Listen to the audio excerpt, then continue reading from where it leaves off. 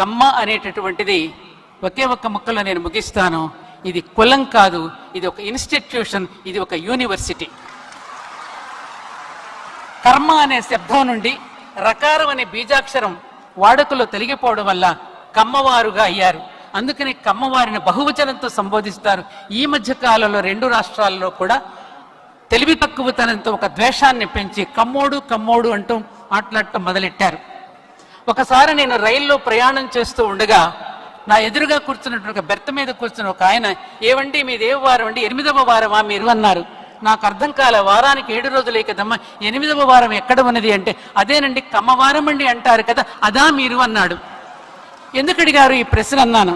అదేనండి మీరు తెచ్చుకున్న పిండి వంటలన్నీ పెట్టెలో ఉన్న అందరికీ పంచిపెడుతూ ఉన్నారు కదా, ఆ పిండి వంటలను చూసి మీరు అది అని నేను గుర్తుపెట్టాను అని ఎప్పుడో మేము విశాఖపట్నంలో ఉన్నప్పుడు ఒక సోదరుడు నన్ను అడిగినటువంటి ప్రశ్న.